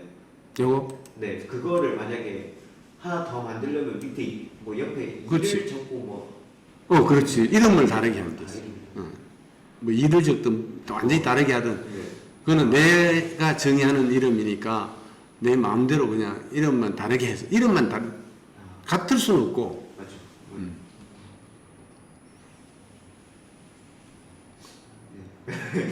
자, 그러면 이해가 요 순간에 제어가 이쪽으로 넘어오겠지. 맞죠. 자, 그러면 이 순간에 글로벌 비어리블을 바꿔. 25. 20으로 바꿨어요. 이 값이 그러면 10에서 이제 20으로 바뀌는 거야. 이렇게 할 수 있는 이유, 선언 없이도 이렇게 사용할 수 있는 이유는 글로벌로 쓰는 데 있어서, 여기 쓰는 데 있어서 선언 없어도 이렇게 바꿀 수 있는 거야. 사용이지. 이거는 선언이라기보다 사용이지. 그럼 이 순간에 20으로 바뀌는 거야. 그지?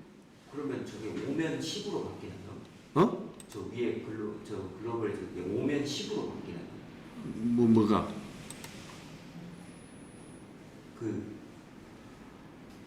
저 위에 10이랑 밑에 20이랑 정확한 차이가 아니, 헷갈려서 이 변수가 가진 값이 이 순간에는 10으로 넣는 거잖아. 맞죠?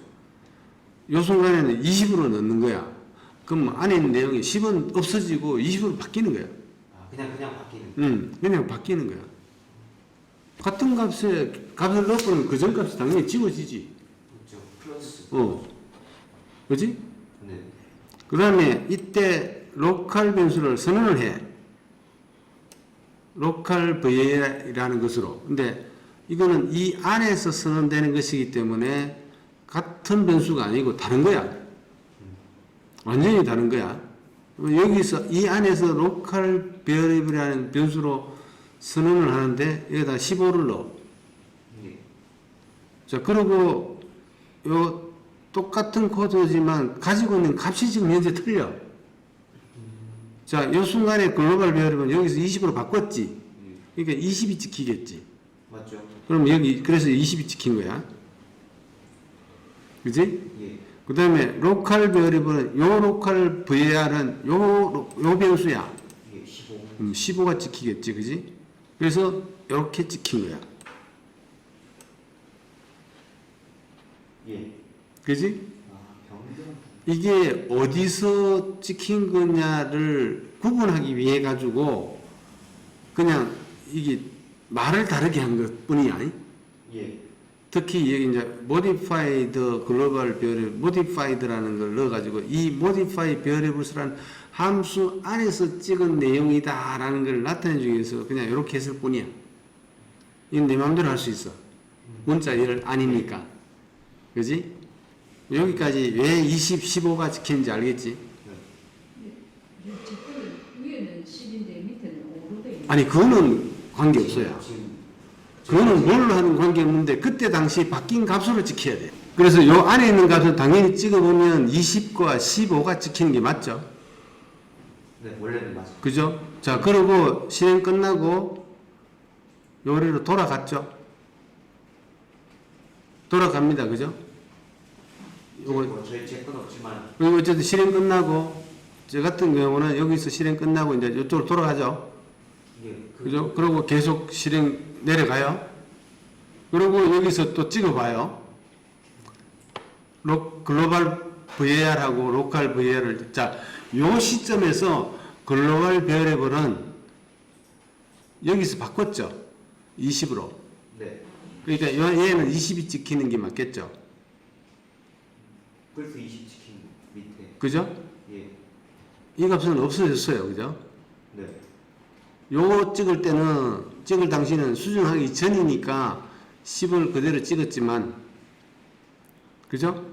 10을 그대로 찍었지만, 요 상태는 요걸 여기서 바꿔가지고 돌아왔기 때문에 글로벌 베어리블은 여기서 바뀐 값인 20이 찍히는 게 맞죠? 예. 그래서 여기에 20이 찍혔죠. 그럼 문제는 요놈이죠. 예, 왜 온가요? 로컬 베어리블을 찍었죠. 네. 이 로컬 베어리블은 요 값이에요. 공식인가요? 공식이, 그렇죠. 공식이죠. 뭐냐면,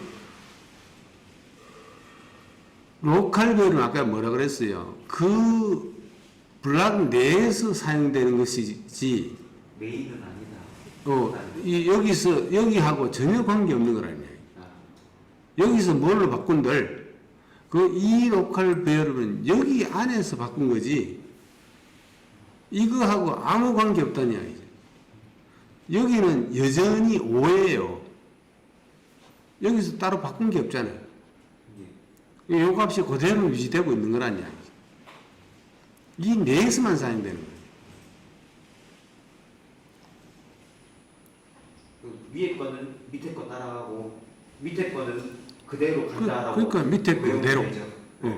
밑에 그대로. 로컬 베어리블 변수는 하여튼 요 블락 내에서만 사용되는 거예요.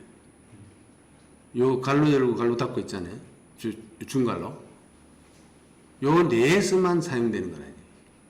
예. 돌아가면 다시 이 내부에 있는 이 로컬 변수에 영향을 받는다는 이야기예요. 예. 이해 됩니까? 이게 이해가 돼야 앞으로 글로벌 변수, 로컬 변수를 마구마구 내가 그런 관점으로 사용을 했을 때 논리에 대한 오류가 없는 것이지, 이걸 같게 생각하면 안 된다는 얘기예요. 이름이 같다고 해서, 아, 그건 이름이 같다 해서 이 변수하고 이 변수를 같게 생각하면 안 된다는 이야기죠. 그 교수님 질문 응. 있습니다. 그러면 저기 아까 그 틀 있잖아요. 이 example 그 밑에 모디파일 뭐 이름 바꿔도 하나 더 추가하면 된다라고 하셨잖아요. 그러면 그 이름 바꾼 모디파일 뭐 A라고 할게요. 그럼 A를 추가를 했어요. 그리고 밑에도 그대로 이제 영어는 좀 올라가죠. 요거를 숫자를 바꾸고 여기 하나 더 추가된다고 생각하고. 추가해보지 뭐. 아, 요 복사 그대로 해가지고. 이름만 바꿔서.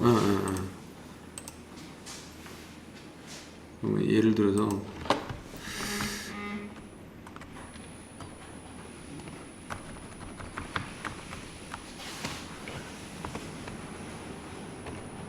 이렇게 해가지고 요거를 이제 2라고 하죠.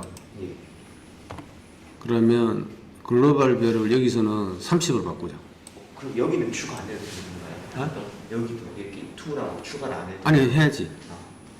자, 요렇게 30으로 바꾸자고. 요거 얘는 30으로 바꾸자고. 응? 글로벌 변수를 여기서는 또 30으로 바꿨어. 그 다음에 로컬 베어리블은 15, 25로 바꾸자고. 응? 네. 그러면 지금 로컬 베어리블 다 똑같은 거지만 그냥 뭐 여기서 이제 부르자고. 찍고 나서 부르자고. 네. 그러니까 요걸 복사하면 되겠지. 클래스 생성은 두 번 할 필요가 없어요. 어. 이렇게만 하면 되는 거지. 클래스는 이미 생성해 놨으니까 소출만 하고. 같이 가져오는 거군요. 어떻게? 아, 찍어보는 거야, 그냥. 그 밑에 이것도. 아니 그냥 찍어보는 거예요. 아, 찍어. 변하고 난 그 호출하고 난 다음에 값이 어떻게 변화됐는지 찍어보는 거예요. 그러면 예상을 해볼까? 이거 실행하게 되면 그러면 지금 실행 이 6줄이 나오게 아니다 6줄이 아니라 둘 8줄이 나와야 되지. 예. 결과는 거지. 그래서 여기는 또 이름을 또 바꿔야 되겠지. modified to 그지? to 모듈에서 찍은 거다라는 개념으로 이렇게 해놓고 컨트롤 S 그 다음에 run 그지? 자 이제 한번 보자. 여기까지는 똑같잖아 어차피. 예. 그지? 30 여기까지는 똑같잖아. 예. 여기까지는 지금 똑같이 되지. 그 다음에 요거 실행하고 돌아와 가지고 찍어 봤을 때까지는 여기까지는 아까 했는 거하고 똑같지 그지? 예. 그 다음에 modify to로 갔지. 여기서 30으로 바꿨지. 그러니까 30하고 여기 또 25니까 30하고 25로 찍었지. 예. 그 다음에 돌아갔지. 아, 이것도 이렇게 들어가고. 그 다음에 항상 실행하는 시점에서 호출하는 강허 마치고 그 밑으로 돌아오고. 자, 그 다음에 여기 와서 찍어 봤을 때 글로벌 변수는 30으로 바뀌었지. 최종 그거는 최종. 그걸 30으로 찍었고 밑에 거는. 로컬 변수는 여전히 여기서는 지금 바뀐 게 없으니까 여전히 얘 5야. 아, 저기는. 요 내에서만 지금 사용되는 거니까. 그지? 이게 이름이 똑같다고 해서 다른 데 걸 찍고 이게 아니야. 그 블락 내에서 현재 지금 바뀌었느냐 바뀌지 않느냐가 중요한 거야. 70% 이해할 것 같아. 뭘 쓰는지 모르겠지만 일단 저렇게 하면 이렇게 된다라는 것까지는 이해를 하고. 응용은 못할 것 같지만. 그래서 요렇게 보면 modify variable 하고 나서 요렇게 해보면 알지. local v 말씀이 한글로 나와요.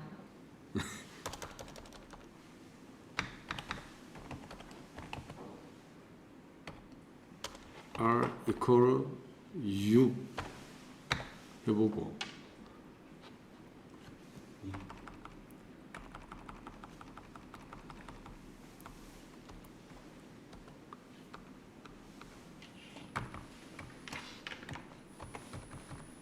갔다 와가지고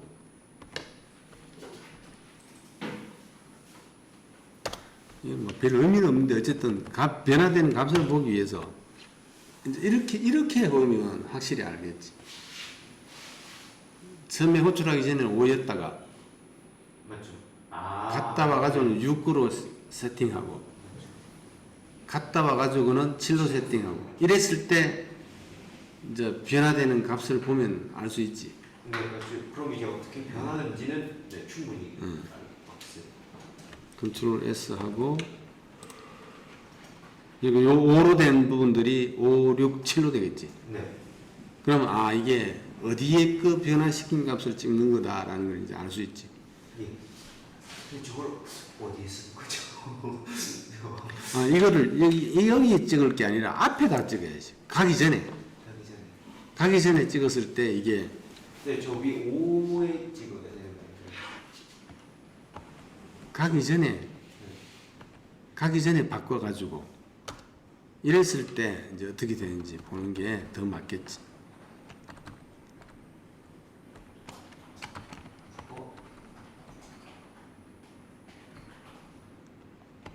이렇게 아, 저기 어차피 메인이니까. 가기 전에 찍어보고 가기 전에 찍어보고 이제 바꿔보고 컨트롤 S 그럼 답은 똑같이 나와.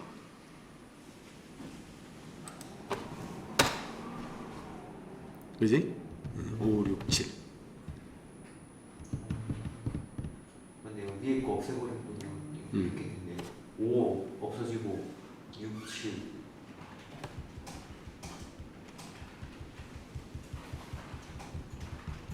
저런 건 어디에 활용을 하나요? 그러니까 이걸 활용한다기보다도 그냥 지금 그냥 억지로 변하는 값들을 보기 위해서 그냥 이렇게 인위적으로 그냥 값들을 막 해봤을 뿐이고 어디 뭐 활용하고 그런 건 아니지. 근데 이제 글로벌 로컬 변수라는 개념을 확실히 좀 이해를 하는 게 좋다는 이야기지. 그리고 지금 오늘 시간이 없어서 그런데 이제 이거를 우리가 눈으로 따라갔듯이 컴퓨터가 실행하는 관점으로 이제 따라가는 게 있거든. 그게 디버거거든. 예. 그래서 거기까지만 일단 설명만 조금 하면 이게 우리가 이제 두 가지 과정인데 컴파일하는 과정과 실행하는 과정 두 가지가 있지. 그렇죠. 그지? C# 소스 코드를 가지고 컴파일을 하면 여기서 이제 오류가 나오지. 벌겋게, 그지? 여기는 문법적인 오류야. 예. 문법적으로 틀린 거지. 괄호를 빼먹거나, 그냥 뭐 철장 같은 이게 write ln인데 write 뭘 하나 틀리게 적거나, 예. 그러니까 이런 함수가 없으니까 아예 자기가 번역을 못 하는 거야. 그럼 그 장시에서 오류 메시지만 뿌려주고 중단을 해버려. 코드 생성이 안 돼. 문법적으로 틀리면. 예. 그 다음에 원인이 있지. 문법적으로는 맞는데 얘가 나중에 실행될 때 그 오류의 가능성이 있다는 경우를 우리가 경고해 주기 위해서 워닝을 보내. 컴파일 할 때 두 종류의 오류 메시지가 있어. 오류가 있고 워닝이 있어. 뭐가 귀찮아요? 어? 뭐가 귀찮아요? 고치기는. 고치기는 그 문법적인 오류는 컴파일러가 100% 지적을 해주니까. 앞에서부터 하나씩 고쳐가면 돼. 뒤에 건 의미가 없어 사실은. 앞에 것 때문에 뒤에 영향을 받아서 오류가 날 수도 있거든. 그래서 오류가 난 첫 번째 문장부터 그 메시지를 잘 보면 뭐가 틀렸다는지 가르쳐줘 정확하게. 예. undefined symbol이든지 아니면 undefined symbol이라는 이야기는 그런 그 함수가 없다는 거잖아. 그런 변수가 없다는 거잖아. 그럼 선언을 안 했거나 예. 아까 분명히 변수는 무조건 사용하기 전에 선언을 해야 된다고 했지. 예. 선언을 안 했거나 선언은 했는데 오타났거나 그 두 가지 경우로 그러니까 의심을 하고 보면 보여. 아, 의심을 하고. 의심을 하고 보면 돼. 맞는데 하고 보면 안 보여. 저는 많이 안 보이겠네요. 아이고. 그러니까 컴파일러 오류는 그 몇 가지 가능성이 명확하기 때문에 의심을 하고 보면 보여. 논리적. 논리적인 경고는 얘는 문법적으로는 맞아. 네. 근데 얘가 나중에 실행될 때 그 오류의 가능성이 있는 경우는 워닝을 보내. 자기가 컴파일을 하면서. 그게 어떤 경우에는? 예를 들어 타입이 안 맞다든지 큰 값에서 작은 값으로 들어가게 된다든지. 아. 그러면 얘가 이 큰 값, 변수가 큰 값이지만 작은 값으로 들어가기는 하지만 이 값이 작으면 관계없지.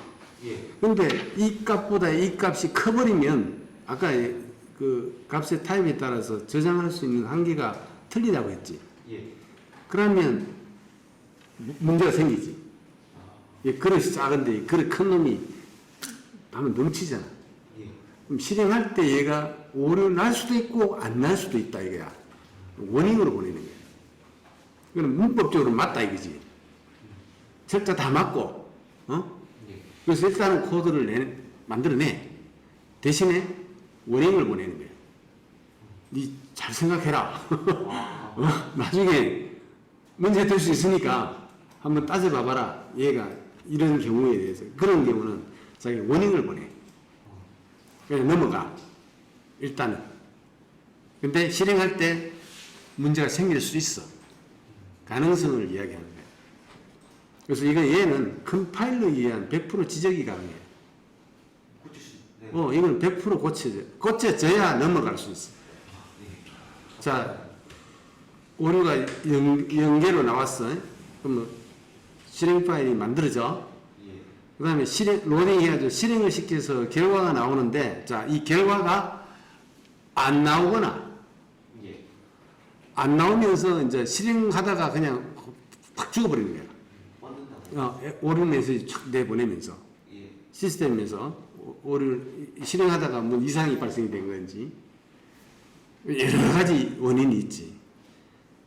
그렇거나, 결과는 나왔는데, 이상한 결과가 나온다든지. 이 경우가 사실은 이제 굉장히 어디서 잘못됐는지 찾아내는 게 어렵지. 그지? 그러면, 그러니까 이게 이런 것들을 우리가 논리적인 오류라고 해. 애초에 내가 잘못한 거지. 컴퓨터는 시킨 대로 할 뿐이야. 그것도 맞죠. 그래서 그걸 찾아내는 과정이 결국은 어려운 거고, 그런 훈련을 쌓아야 큰 프로그램을 이렇게 짜는데 또 두렵지를 않아. 자, 일단 논리적인 치명적인 오류는 그냥 실행 중단이 되어버려. 그러면 그 위치만 찾으면 돼. 예. 그 오류를 발생시킨 위치만 찾으면 그 부근에서 따져보면 왜 오류가 났는지 알 수 있어. 내가 짰는 것 같으면. 예. 그지? 그 위치를 찾는 게 힘들지. 그지? 그 다음에 논리적인 오류는 뭐냐면 결과가 나오긴 나와. 그런데 이상한 결과가 나오는 거야. 그럼 어디선가 계산이 잘못됐든지 뭐 처리가 잘못된 경우겠지. 예. 그 위치를 찾아내기만 하면 되잖아. 그 잘못된 오류를, 잘못된 결과를 내게 하는, 그지? 예. 그 과정이 뭐냐? 디버깅이야. 그래서 일단은 지금 한 것처럼 내가 코드를 따라가면서 예. 예상된 결과와 실제 나온 결과를 맞춰가는 거야. 근데 이 방법은 한계가 좀 있지. 이렇게 짧은 것들은 가능한데 길면 아주 길거나 복잡한 거는 한계가 있지. 예. 이 방법은 별로 좋지는 않고, 그 다음에 소스 코드 중간에 중간 결과를 그냥 찍어보는 거야. 이런 식으로. 이런 문장을 넣어가지고. 그랬을 때 정상적으로 찍었을 때 정상적으로 나오는 부분까지는 내가 넣어놨으니까 추적이 가능하잖아. 예. 요런 문장, 요런 글귀들을 달리 했으니까. 예. 그래서 이걸 달리 하는 거야. 어디서 찍었는 거를 분명히 하기 위해서. 근데 찍는데 어느 시점부터는 얘가 이상하게 나와. 그러면 그 부분에서 잘못됐다는 거 아니까 거기 가서 살펴보면 또 찾을 수 있겠지. 예. 그지? 가능성이 좀 있겠지. 근데 이 문제는 또 단점이 뭐냐면 이거 넣어놓고 나중에 또 다 없애야 되지. 그지? 이거는 그냥 중간 결과를 잘 되고 있나 안 되고 있나 알아보기 위해서 막 넣은 거잖아. 예. 나중에 정상적으로 돌릴 때는 이거 다 빼야 되지. 빼든지 앞에 코멘트 처리하든지. 그지? 예. 응. 그래서 이제 뭐가 있냐면 디버깅 툴이 있어. 응? 얘야. 실행 및 디버그 이렇게 돼 있지, 그지? 예. 얘가 괜히 있는 게 아니고 그 실행할 때 도와주기 위해서 있는 거야. 그런 없이도 가능하게 하기 위해서. 좋은 친구네. 그래서 이제 디버그 툴을 사용해야 되는 거예요. 그래서 별도 확장 필요 없이 C# 확장만으로 사용이 가능해. 그 다음 일반적인 실행은 처음부터 끝까지 실행하기 때문에 오류 메시지가 나든 잘못된 결과가 나든 걔를 파악하기가 힘드는 거야. 그렇죠. 일반적으로 그냥 일사천리로 쫙 실행해버리니까 옳은 메시지가 어디서 나왔는지 모르는 거잖아. 예. 그래서 기본 원리는 의심이 가는 위치의 중단점, 이걸 브레이크 포인트라 그래요. 예. 중단점을 걸고 그 지점까지만 일단 실행해 보는 거야. 그러면 예를 들어서 여기 숫자 왼쪽에 가니까 빨간 점이 생기지. 예. 여기를 한 번 더 눌러버리면 이런 식으로 빨갛게 점이 빡 찍혀. 이게 브레이크 포인트야. 제가 찍은 게 아니고 실행을 하면 저렇게 찍혀요. 실행하면 아니 금방 내가 찍었어. 아, 그 디버깅가 저거를 실행을 하면 여기서 중단을 해. 중 실행 중단을 해. 맞죠? 제가 이렇게 찍는 게 아니죠. 그렇지. 아니 찍는 건 내가 찍는 건데 네. 중단을 시키는 건 지가 시켜. 그렇지. 내 요구에 의해서. 아, 중단시킨 그쪽에 이제 내가 이렇게 빨간 버튼을 찍. 아니 빨간 건 내가 금방 찍었고 그니까요. 브레이크 포인트를 찍어놨잖아. 예. 그리고 실행해. 그러면 처음부터 끝까지 실행하는 게 아니고 저 중단점까지. 중단점까지만 실행하는 거야. 그게 디버깅이야. 얘가 도와주는 디버깅이야. 중간에 멈춰주진 않군요. 네. 멈춰주지. 저희가 찍어야지 하는 거예요. 그렇지. 찍어야지 멈추는 거고 그걸 어떻게 알아? 얘가 여기 멈출지 의도를 모르잖아. 그래 내 의도를 주는 거야. 여기에 일단 실행 여기까지만 하고 중단해줘. 그리고 이제 디버그를 이게 디버그 모드로 전환하면 이렇게 나와. 그리고 여기 이제 코어 런치를 시켜. 그리고 디버그를 시작을 해.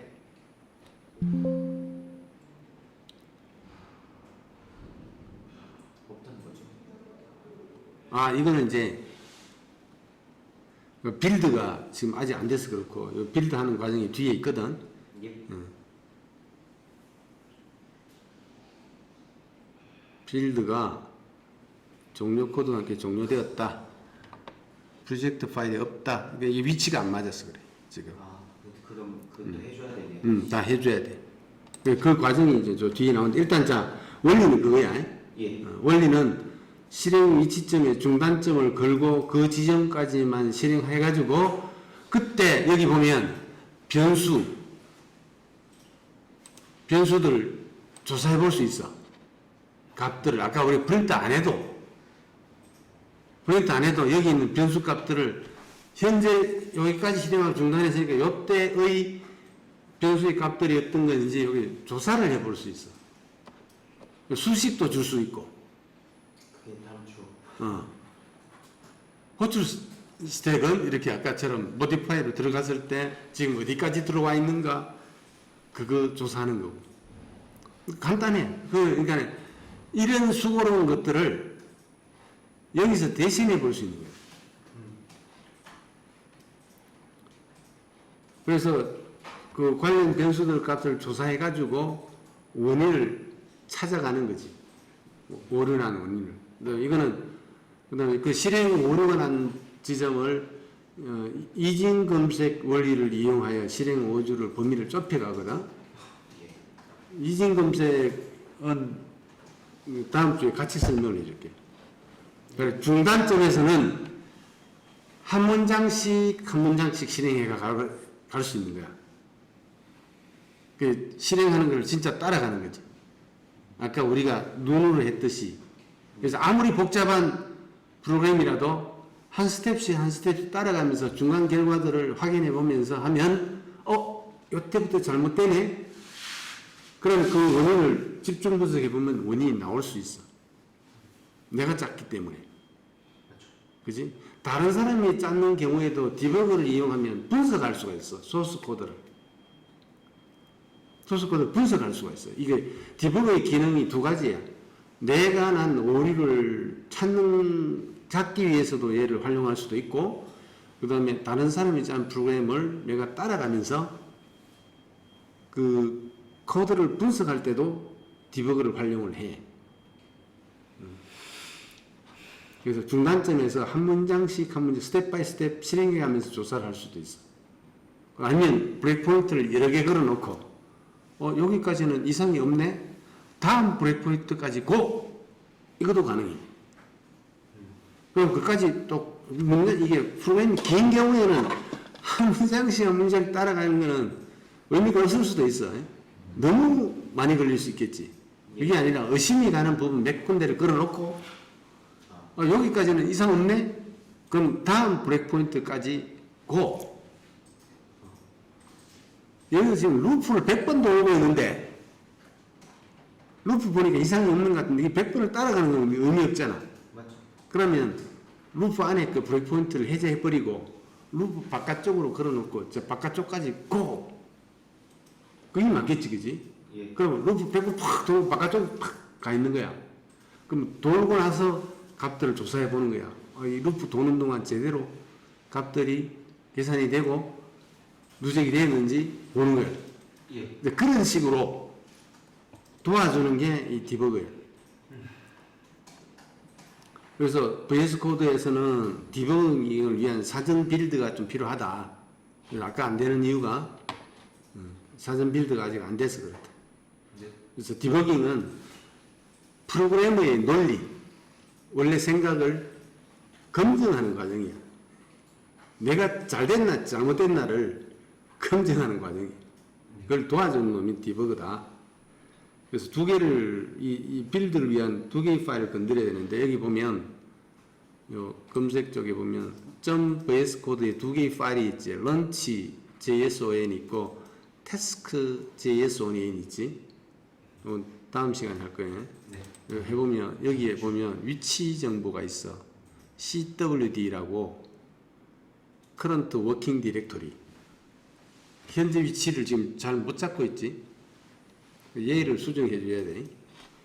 그 다음에 task.json도 보면 워킹 디렉토리 개념, 현재 위치 디렉토리가 잘 못 잡고 있으면 얘를 좀 빌드하지 못해. 요 교정하는 것까지 해가지고는 다음 시간에 하도록 할게. 오늘 눈 많이 지났다. 30분 지났다.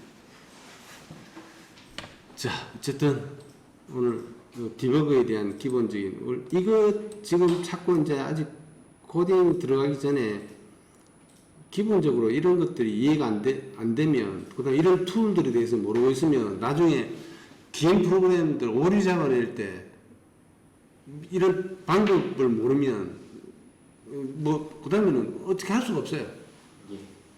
그 오류를 결국은 내가 잘못된 지점을 정확하게 잡아낼 수 있는 그런 기술을 가져야 그 다음부터는 발전이라는 게 돼요. 코드 짜보면서도 내가 여기가 잘못됐구나 이런 게 그 코딩 스킬이나 그 기술이 늘어나는 것이지 더 나갈 수가 없어요. 사실은 논리적으로 이게 어떻게 돌아가는지 이해가 안 되는데 근데 그 이해를 실제 얘가 실행되는 관점을 나의 속도로 맞추는 거지. 나의 속도로. 사람은 굉장히 느리잖아. 근데 컴퓨터는 엄청나게 빠르고, 금방 해가지고 훅 내뿜는데, 그게 아니라 나의 속도로 따라가는 거지. 스텝 바이 스텝. 그러면서, 여기서 잘못됐네? 그거를 이제 발견해내는 거지. 그래서 그 프로그래머의 논리적인 오류를 검증하는 과정이다. 그래서 설정 파일하고 디버그 활성화 모드, 그다음 프로그램의 위치, 그다음 중단점 이런 개념을 확실하게 알고 있어야 디버깅이라는 걸 사용할 수 있다. 디버그를 알고 나면 그다음에 프로그램 코드 작성하고 난 다음에 제대로 오류 없이 돌리기 위한 그 작업을 굉장히 잘할 수 있어. 이 툴은 반드시 알아야 돼. 프로그래머 입장에서는. 자, 오늘 여기까지 할게.